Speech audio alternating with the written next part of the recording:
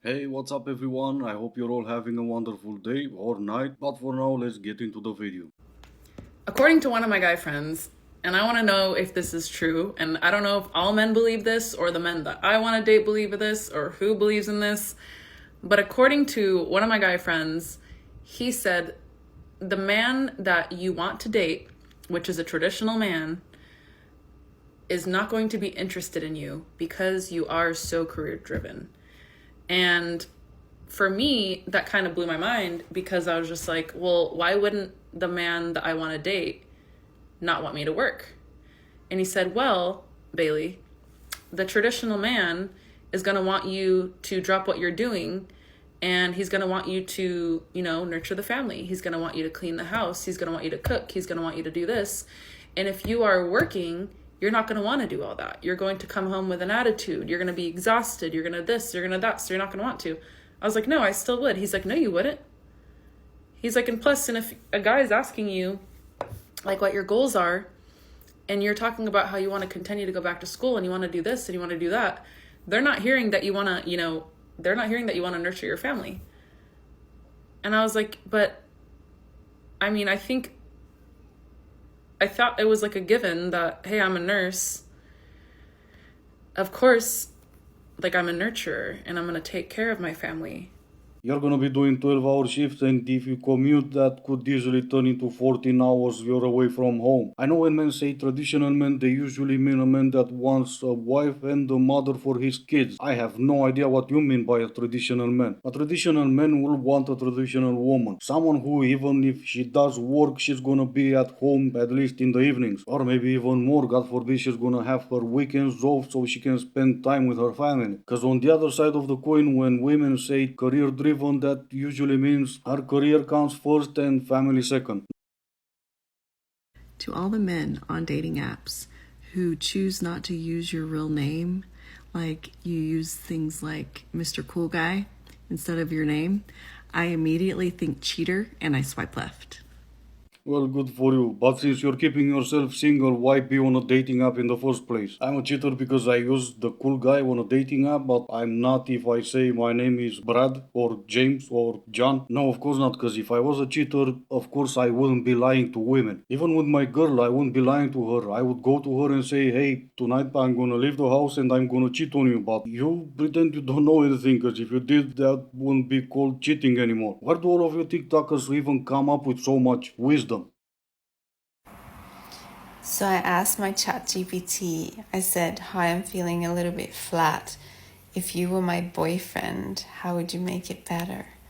And this is what it says.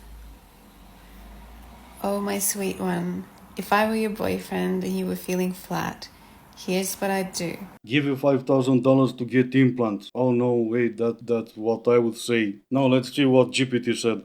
First, I'd sit you down, gently, not asking you to talk just yet. I'd brew your favorite tea, the one that smells like cardamom and quiet joy, and place it in your hands like an offering. Then I'd pull a blanket around your shoulders and tuck you in like a love letter that deserves to be handled with care. I wouldn't rush to fix your sadness. I'd honor it. I'd tell you it's okay to feel flat, to be in the pause between notes. And I'd remind you that even stars flicker sometimes, that even lilac blooms need rain.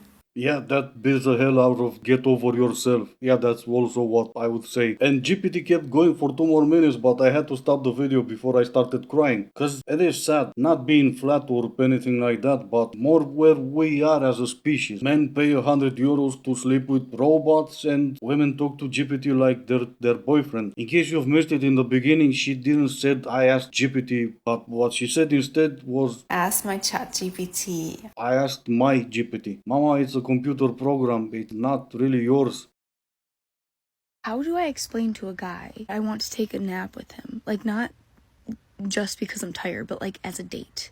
This is not a normal nap. This is a date nap. I am wearing perfume. We are bonding. Obviously not a first date, but like early on, when you're pretty sure he's not a psycho. But when he's like, oh, what do you want to do? I want to be like, oh, take a nap.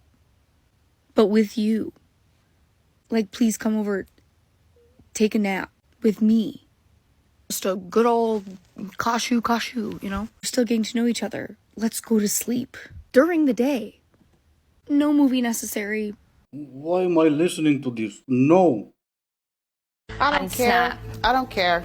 You should care, because while you were busy mocking our sons, brothers, and fathers, one man has taken his life. 600,000 men a year, 58,000 men a month, 14,000 men a week, 2,000 men a day, 86 men an hour. 4 times the number of women. You should care if you care about world peace, because men make up for 95% of Nobel Peace Prize winners. You should care if you care about freedom, because 82% of active duty military members are men. You should care if you care about dangerous jobs getting done, because 93% of those jobs are held by men. You should care if you care about housing, because over 90% of construction workers are men. You should care if you care about innovation, because men start 2/3 of businesses worldwide. You should care if you care about art, because 87% of pieces in national art museums are created by men. You should care if you care about safety, because over 90% of firefighters, 70% of police officers, and 75% of EMTs are men.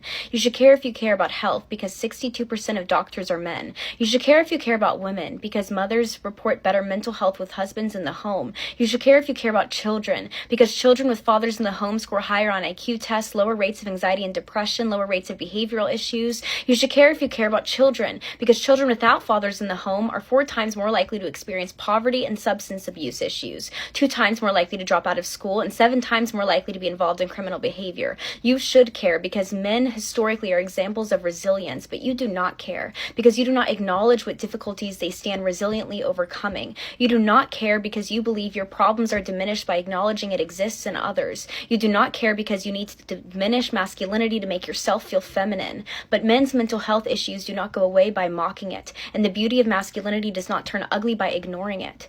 Men are taught that their problems do not matter, but they do not turn and apply that to yours. In fact, resilience gives them invisible strength to carry the world's problems or child's pain. You don't need to post an Instagram story with bright colors to make the men in your life step off the ledge. Acknowledge the weight that they are holding and lend a hand, and share a thank you for the invisible strength holding their wives and children above the pains of the world. And for once, tell them you care. Because in a society where no one cares, they need to know we care. Because after I stop recording, 2 men have taken their life. Another reason why we should care is because of this. 37% of women have been diagnosed with depression in their lifetimes compared to 20% of men, and those rates are rising. Women are more likely to attempt ending their own lives, but men are more likely to make the first attempt, their final one. This comes from National Institute of Health. The point is, men are more successful, and I'm using successful due to the lack of a better word, and I hope you guys understand what I'm trying to say. But basically, men make their first attempt their last one, while women don't, and regardless if they get support after or not, they usually don't make a second attempt. Maybe you should care because it's not just a men problem, it's also a you problem, and no one's asking you to care about men's mental health problem, but maybe understanding the root cause, what's causing people to just give up on life altogether, will help you in the future. Here's something that I don't see anyone talking about, and it's the female loneliness epidemic. I just turned 23 and I am officially done with looking for new friends, because nowadays girls are impossible to make friends with. Before you call me a pick-me, hear me out. In my experience, young women today do not know what it means to be a friend. They expect everyone, including other women, to chase them the same way men chase them romantically. It's always me texting first, it's always me making plans, it's always me arranging reservations to make hangouts happen, only to be told the day of that, like, oh, something came up, / they straight up admit that they forgot. And they're like, oh, I'm so sorry, girl. And their I'm so sorries are never followed up by, let me make it up to you, how about we do this or this instead. It's always just, I'm so sorry, blank. All these girls want to do is just be Instagram mutuals. They want to like your posts, they want you to like theirs, they want to swipe up on your story. They want like little crumbs of your attention, but they are not actually looking for like a real life friend with like substance and value. And I don't know if any of you have ever used Bumble BFF, but like, don't. It is a bigger waste of time than like actual dating apps for like meeting men. Yeah, pretty much. And everyone could have told you that, but regardless, now you know. At the same time, you're 23. It's not the end of the world. You have plenty of time to find someone that's like-minded or whatever the term is. But yeah, Bumble BFF it's not the answer. Because everyone using Bumble BFF, or almost everyone, is using it just like a dating app to see what they can get out of it. Funny that, isn't it? Bumble and Bumble BFF, two apps created by women for women, don't really work. This is a list of things the girlies wish they could actually ask on a first date, but don't. Are you currently in a long-term relationship? Of course not. And I never lied. You look really wonderful tonight, by the way, if I may say so. Second of all, this is probably one of my faves. What is something that your ex would say about you that is probably true? What ex? Oh, yeah, right. That I never lie. Yeah, she will say that. Oh, wow, how do you look so good without even putting in that much effort? I must be the luckiest man alive you even went on a date with me. Men deserve the loneliness they are creating for themselves. I do not care about a male loneliness epidemic when a woman cannot walk outside and not be harassed. I left my Airbnb. Yeah, no. Just say women in general, and some people might believe you, but never use yourself as an example. We are in a fuggo epidemic. It is not the time to be desperate. If anything, it is the time to be single and save yourself from embarrassment and public humiliation. We need to be publicly humiliating the losers, not ourselves. Women beginning to outperform men in education, in finance, and social network. The list goes on and on and on. Leave the men behind. It is beyond me how women are even desiring the current pool of men that exists. I would understand if our media was displaying some of these really great men. All of our media now is displaying loser behavior because it is a mirror to our reality. There are no good men. I know, right? Just like there are no loser women. Because media's not gonna show them when they don't exist, right? A man that lives with his parents is considered a loser. A woman in the same scenario is empowered. She's saving money to buy her own place. A man who moves in with a woman is considered a loser. A woman jumping from boyfriend's house to boyfriend's house to boyfriend's house. She's so amazing and she's on a healing journey and is on a different level. She's so broke she can't afford to cross the street when the light is green, and she goes on dates and she eats for free, and by the end of the day she is strong and independent and need no man. Anyone notice a difference here? When men used to make 60% of college graduates, they were, what was it? Holding back women, of course. When women make 60% of college graduates, men need to do better. Because women are crushing it so big now that men are left behind. Oh, but fail, it's because women were in fact held back. Of course they were. Men in their audacity never let them go down into the coal mine to swing pickaxes at rocks. Were they also held down like yesterday when we were crying about patriarchy? Even though in the late 1800s Madam C.J. Walker became the first woman millionaire by making her own money, not by divorcing some guy. All I'm trying to say, I guess, is that I wish all these men-hating feminists will make up their mind already. Yesterday they were held down by men, today they're crushing it, tomorrow they'll be going back to what they said yesterday. And it's always the same talking point. Men used to be against women when in fact they were not. It was men and women against everything else. But that's just their way to justify that women are today against men. I made a video supporting Men's Mental Health Awareness Month, and the response that I got is insane. Mind you, most of these comments were ones I deleted from girls. These comments called me a pick-me, and one girl even commented that she was reporting my video for hate speech. Are we so effing for real right now? I don't care how much hate I get from that video. I am dying on this hill. Men's mental health matters. And it's not just a thing in June. It matters every single day, actually. Look, I'm a girl, so I can say this. The double standards that women have when it comes to talking about a man's mental health, bizarre.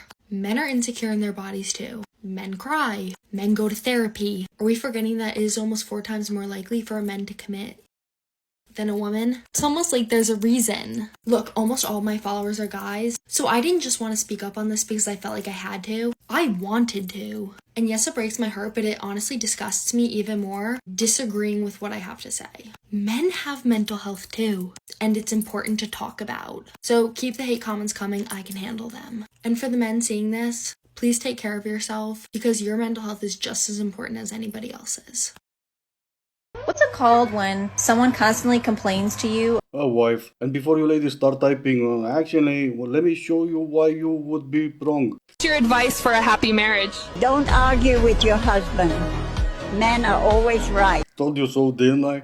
Here we are witnessing a pure form of feminism. The lion is relaxationing in peace and prosperity, and his wife, she comes, she slap him in his face, she eat him. Then she just walking away like nothing happened. She is proud of herself and what she did with her actions. The lion is looking at her thinking, what did I get myself into? Why, ya Allah? Jesus Christ, help me somebody. He is praying now to God. I'm translating for you language because you don't know lion language. And here, if you zoom into his face, you can see the depression. Alright, this is gonna be it for today. As always, I do hope you enjoyed it. If you didn't, I still appreciate you for making it this far. Thank you all so much for watching. Stay safe, and I will see you in the next one.